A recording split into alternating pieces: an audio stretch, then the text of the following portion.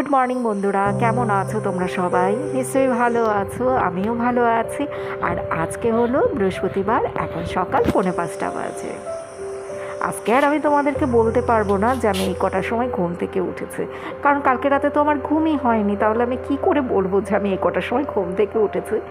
গতকাল রাতে 1 মিনিটের জন্য আমি ঘুমাতে পারিনি, 1 মিনিটের জন্য চোখের পাতা দুটো এক করতে পারিনি। রাতের বেলা যখন ঘুম না আসে তখন যে কি বিরক্ত লাগে, কেন যে কালকে রাতে আমার ঘুম হলো না।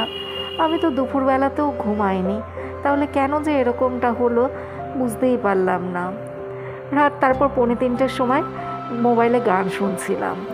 অনেক চেষ্টা করেছি ঘুমানোর জন্য, ভিডিওটা এডিট করলাম, ভাবলাম ভিডিও এডিট করতে করতে যদি ঘুম আসে, কিন্তু সেটাও হলো না। তারপর 3:45-র সময় গান চালিয়ে দিলাম, ভাবলাম গান শুনতে শুনতে যদি ঘুম পায়, কিন্তু সেটাও হলো না।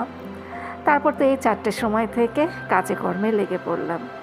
কৃপাকে নিয়ে বের হব তো সেই জন্য সংসারে যে সমস্ত কাজগুলো রয়েছে ওগুলো সব করে নিলাম। পাস্তা বানিয়ে দিয়েছি আজকে কৃপাকে, আর সাথে রয়েছে মুসাম্বি, লেবু, শসা। আমরা বাইকে করে উড়ে উড়ে চলে এসেছি। 5 মিনিট সময় আছে এখনো। কৃপা বলে, মা আরামে যেতে পারবো। আমি বলি, কোথায় আরাম, জায়গা তো ঠিকঠাক করে পাই না। এরা তো মনে হয় কেউ রাতে ঘুমাই না, সকালবেলায় এসে ট্রেনের জায়গা নিয়ে নেয় আগে আগে।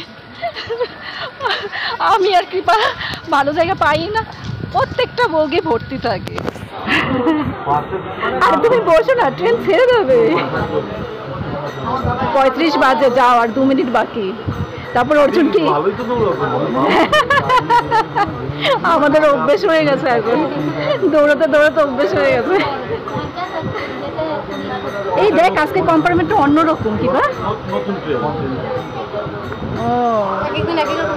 হ্যাঁ, এই যাও যাও যাও, তুমি যাও যাও, অর্জুন বাড়িতে একা, তাড়াতাড়ি যাও। তো বাবা হাঁপিয়ে গেছে, তো বাবার ঘুম হয় না, বাড়িতে গিয়ে ঘুমাও। হ্যাঁ, অর্জুনকে কে নিয়ে যাবে? 8:45 বাজে, কৃপাকে বাসে তুলে দিলাম। কৃপা, আমি এখন বুঝি কোথা থেকে বাসে উঠলে জায়গা পাওয়া যাবে। তো একটাই জায়গা ছিল, কৃপা সেখানে বসে পড়েছে। এবার আমি আবার গিয়ে ট্রেন ধরবো। 10:30 বাজে আমি বাড়িতে এসেছি 10টার সময়, 8:30 ট্রেন ধরে তো 10টার সময় বাড়িতে চলে এসেছি। আসার সময় রাস্তায় অর্জুনের সাথে দেখা হয়েছে। বাড়িতে এসে ফ্রেশ হয়ে তারপরে খাওয়া দাওয়া করলাম, অনেকটা জল খেলাম। এবার একটু বিশ্রাম নেব, তারপরে আবার ব্লগ শুরু করছি। কালকে সারা রাত দুটো চোখের পাতা আমি এক করতে পারিনি। তার মধ্যে এই সকালবেলার কাজকর্ম সেরে আবার কলকাতায় গিয়ে কলকাতা থেকে আবার চলেও আসলাম। এবার একটু এখন বিশ্রাম নিতেই হবে। বিশ্রাম নেওয়া মানে কি, ওই ভিডিও আপলোড করব। ভিডিও এডিট করা হয়ে গেছে, কালকে তো রাতের বেলা ঘুমায়নি, তো ভিডিওটা এডিট করা হয়ে গেছে। এবার ভিডিওটা আপলোড করব, আপলোড করে পরে তারপর আবার কাজে কর্মে হাত দেব। এখন 1:45 বাজে, আমি ঘট বসিয়ে লক্ষ্মীর পাঁচালি পড়লাম। সকালবেলা তো ঘট বসানো হয়নি, জিনিসপত্র ছিল না, সেই জন্য শুধু এমনি পুজো দিয়ে গিয়েছে। তো এখন এসে ঘট বসিয়ে পাঁচালিটা পড়ে নিয়েছে। রাতের বেলা ওখান থেকে এসে আর পাঁচালি পড়তে ইচ্ছে করে না, আর খুব ঠান্ডা লেগেছে জানো তো, পাখা বন্ধ তো, কি গরম লাগছে, ঘেমে নিয়ে এক শেষ। এখন রেডি হব, রেডি হয়ে আবার বের হব। আজকে জানো তো আমাকে রান্না বান্না করতে হয়নি, ছর্দির বাড়িতে ঠাকুরের অনুষ্ঠান আছে। দুপুরবেলা অর্জুনের বাবা সেখানেই প্রসাদ নেবে, কিন্তু আমি তো আর যেতে পারলাম না। আমি জানো তো শাড়ি ব্লাউজ সব বের করে রেখেছিলাম, মনে করেছি কলকাতা থেকে সকালবেলার দিকে এসে তারপর ছর্দির বাড়িতে যাব, খেয়ে দিয়ে তারপর আমি এই ট্রেনটা ধরবো। কিন্তু বাড়িতে যাওয়ার পর আমার না আর বের হতে ইচ্ছে করলো না, আমার শরীরটা এত খারাপ লাগছিল, আর আমার ইচ্ছে করলো না যে আমি সেজে গুজে ছর্দির বাড়িতে যাই। ওই কারণে জানো তো মনটা আজকে একটু খারাপও ছিল। অনেকদিন শ্বশুরবাড়ির লোকজনদের সাথে দেখা হয় না, গল্প গুজব হয় না, সেজন্য মনটা ভালোও লাগছিল না। ট্রেনে বসে একা একা ভাবছিলাম সবাই কত আনন্দ করছে, মজা করছে। চলে এসছি, এই তো ব্রিজ পার হয়ে ওই পাশে গিয়ে বসে থাকবো আর জল খাবো, খুব জল তেষ্টা পেয়েছে। কৃপার সাথে ফোনে কথা হলো, তোমরা কি আমার কথা শুনতে পাচ্ছ? এখানে গাড়ির যা শব্দ, কি কথা বলি নিজেই ভালো করে শুনি না। কৃপা কলেজ থেকে চলে এসছে, ওকে নিয়ে ট্রেনে উঠলাম, লেডিস কম্পার্টমেন্টেই উঠলাম। খুব ভিড় ছিল, জায়গা পাইনি। জায়গা পাওয়া তো দূরের কথায়, একটু নড়তেও পারছি না। ওই দেখো আমার পেছনে কৃপা দাঁড়িয়ে রয়েছে। যাই হোক, আজকে এইভাবেই বাদর ঝোলা হয়ে হাবড়াতে আসলাম। বাড়িতে চলে এসেছি, আর আজকে তো ছর্দির বাড়িতে ঠাকুরের অনুষ্ঠান ছিল, সেখানে তো যেতে পারলাম না। প্রসাদ পাঠিয়ে দিয়েছে, ভাত, মোচার তরকারি, কচুর শাক, ডাল, আর এটা হলো চাটনি, আর মনে হয় মালপোয়া, এটা পায়েস আর পনিরের তরকারি। তো এখন খাওয়া দাওয়া করি, পরে আবার ব্লগ করছি। এই ভিডিওটা শনি রোববার দিন করেছিলাম। শনি রোববার দিন তো আমি আবার একটু গাছপালার সাথে সময় কাটাই। এই লাল শাকগুলো হয়েছে অনেক দিন, তারপরে পুঁই শাকও হয়েছে। তো আমাকে ওই পাশের দোকানদার দাদা বলছিল, এগুলো তো বড় হয়ে গেছে, এগুলো কেটে খেয়ে নিন এবার। উনি আমাকে এই কথাটা বলেছে তাও বেশ অনেক দিন আগে। তা যাই হোক, আমি এই শনি রোববার দিন তারপরে ওই লাল শাক কাটলাম, পুঁই শাক কাটলাম। তো দেখলাম অল্প একটু শাক হয়েছে, ওই জন্য এই যে এখানে যে কুমড়ো গাছটা হয়েছে, ভাবলাম সেখান থেকে একটুখানি কুমড়ো শাক নিয়ে তারপর 3 রকমের শাক রান্না করব। হে ভগবান, এটাই আমার বড় ভুল হয়ে গেল। আমি যে কি ভুল করলাম জানো না বন্ধুরা। ফলন্ত কুমড়ো গাছটা আমি কেটেই ফেললাম। আমি বুঝতে পারিনি কুমড়ো গাছ তো লতানো লতানো থাকে। আমি না গোড়া থেকে না কুমড়ো গাছটা কেটে ফেলেছি। মানে ওই যে কুমড়ো পাতা কাটবো, তো যেখান থেকে আমি কেটেছি ওই গোড়া থেকে কাটা হয়ে গেছে। আমার বুকের ভেতরটা যে কীরকম করছিল, আমি নিজেকে কিছুতেই ক্ষমা করতে পারছিলাম না।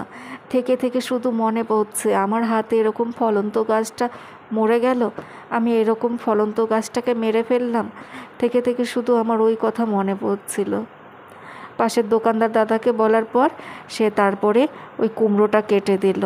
কুমড়ো গাছ তো এখন মরেই যাবে, তো গাছে যে কুমড়োটা হয়েছিল সেটা সে কেটে দিল।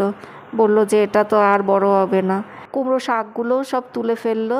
ওই ছাদের উপরে মাচার উপরে যা ছিল সব শাক পাতা কুমড়ো সব তুলে ফেলা হয়েছে। এই যে দেখো কুমড়ো, তো অর্ধেকটা কুমড়ো ওনাকে দিয়েছে, আর অর্ধেকটা এই যে আমি রাখলাম। চিংড়ি মাছ দিয়ে এটা রান্না করেছিলাম। আর ওই যে শাক ছিল, পুঁই শাক, লাল শাক, সেটা দেখো একসাথে ভাজা করলাম। আর এই যে কুমড়োর তরকারি করেছিলাম চিংড়ি মাছ দিয়ে, আর দেশি মুরগি রান্না করেছিলাম। প্রেশার কুকারে সেদিন দেশি মুরগি রান্না করা হয়েছে। সেদিন আমার রান্না বান্না করতে একদমই ইচ্ছে করছিল না, মনটা এত খারাপ ছিল। ছেলে মেয়েকে খেতে দিতে হবে, সেই জন্যই সেদিন ওইটুকু রান্না করেছিলাম। আমার বুকের ভিতরটা যে কীরকম করছিল সেটা তোমাদেরকে বোঝাতে পারবো না। সেদিন কুমড়ো গাছটা কেটে ফেলার পর পাশের দোকানদার দাদারও খুব মন খারাপ ছিল, কারণ ওই গাছের পেছনে ওনারও তো অনেক অবদান রয়েছে। ওনারও খুব মন খারাপ ছিল। কুমড়োটা তো ওনার ওই দিকেই হয়েছে, কুমড়ো শাক তো বেয়ে বেয়ে সব ওনার ওই দিকে চলে গেছে। উনি ওইভাবেই আর কি মাচা করেছিল, তো ওনার ছাদের দিকে চলে গেছে, ওইখানেই কুমড়োটা হয়েছিল। এর আগে একটা কুমড়ো হয়েছিল, সেটাও ওই দিকে হয়েছে, পরে যেটা হয়েছে সেটাও ওনার ছাদের দিকে হয়েছে। ওনারও সেই প্রচণ্ড মন খারাপ ছিল। ওনাকে বলার পর তো উনি সেই মানে রেগে মেগে আগুন হয়ে রয়েছে। আমাকে তো আর উনি কিছু বলতে পারে না, কিন্তু ওনার চোখ মুখ দেখলে বোঝা যাচ্ছে। আমাকে বলছে, আপনি আমাকে কেন বললেন না, আমাকে কেন বললেন না, আমি শাক কেটে দিতাম। আমি তো বুঝতেই পারিনি কী করে যে আমি ওটা কেটে ফেললাম। ওই একটুখানি ওই কচি পাতা কাটতে গিয়েছে, কিন্তু সেইটা আমি গোড়ার দিক দিয়ে কেটে দিয়েছি। আমি এসব ভালো বুঝি না বলে সবসময় আমি ওনাকে ডেকে নেই, ওনাকে ডেকেই আমি এই সমস্ত কাজগুলো করি। কিন্তু সেদিন উনি দোকানে ছিলেন না, ওই জন্যই সমস্যা হয়ে গেছে। উনি দোকানে ছিলেন না, তারপর আমি ভাবলাম যে কতক্ষণ আমি দাঁড়িয়ে থাকবো, আর রান্নাও তো করতে হবে। ওই জন্য আমি মাতব্বরি করে ওই কুমড়ো শাকের ওইটা কাটতে গেলাম। পরে দেখি যে আমি ওই গোড়ার দিক দিয়ে কেটে ফেলেছি। আমার যে কি খারাপ লেগেছে সেদিন। ফলন্ত গাছ তো, আর এখানে একটু গাছপালা সহজে হয় না। এখানে যেসব যা গাছপালা লাগিয়েছে সহজে তো ফুল ফল হয় না। ওটা বেশ ভালো কুমড়ো হচ্ছিল, কুমড়ো ফুল হতো মাঝে মধ্যে, তারপর মাঝে মধ্যে একটু কুমড়ো শাক খাওয়া যেত। সেই দেখো কিভাবে নষ্ট করে ফেললাম। এই জন্যই কথাই বলে, ভাবিয়া করিও কাজ, করিয়া ভাবিও না। আমি এই কথাটা জানো তো সব সময় মনে রাখার চেষ্টা করি, কিন্তু সেদিন তাড়াহুড়ো করে কী যে আমি করলাম। আমি যখন কোনো একটা কাজ করতে যাই আমি একটু চিন্তা ভাবনা করি। আমাকে যদি কেউ কোনো কাগজপত্রে সই করতে বলে আমি কিন্তু হঠাৎ করে মানে ওনার কথা মতো আমি কিন্তু দুম করে সই করে দেই না। আমি আগে কাগজটা দেখি কি লেখা আছে, কি হয়তো আমি জানি এই কাগজটা এই জন্য আর কি আমাকে সই করতে হবে, তাও না আমি একটু চোখ বোলাবো। আমি যখন যে কাজটা করি আমি সব সময় আগে একটু শিওর হওয়ার চেষ্টা করি। আমি এই যে বারবার ট্রেনে উঠি, আমি জানি যে ওটা বনগাঁ যাবে, বনগাঁর দিকে যাবে বা শিয়ালদার দিকে যাবে, তাও আমি কনফার্ম হয়ে নিই যে আমি ঠিকঠাক ট্রেনে উঠছি তো। কিন্তু সেদিন যে আমার কোন মতিভ্রষ্ট হলো, ওই তাড়াহুড়ার মধ্যে ছিলাম, ভাবছিলাম যে একটুখানি তো আমি একটুখানি জানো তো একটুখানি পাতা কাটবো, একটুখানি এরকম কচি সরু লম্বা পাতা বেরিয়েছে, সেখান থেকে শুধু একটুখানি ওই লম্বা কচি ডগাটুকু একটু কেটে নেব, এই আমার মনের ইচ্ছে ছিল। সেই করতে গিয়ে আমি কি যে করে ফেললাম ভুল, ওইখান থেকে লতানো লতানো পাতা বের হয়েছিল, তো আমি বুঝতে পারিনি যে কোনটা গোড়ার দিকে চলে গেছে কোনটা আগের দিকে চলে গেছে, আমি বুঝতে পারিনি, ভুলভাল করে কেটে ফেলেছি। ওই ওনাকে নিয়ে যদি কাটতাম তাহলে আর এই সমস্যাটা হতো না, এই ভুলটা আর হতো না। তো চলো বন্ধুরা, আজকের মতো ব্লগ শেষ করছি। তোমরা সবাই ভালো থেকো, সুস্থ থেকো, সাবধানে থেকো, আর ভাবিয়া করিও কাজ, করিয়া ভাবিও না, তা না হলে আমার মতো এরকম পস্তাতে হবে।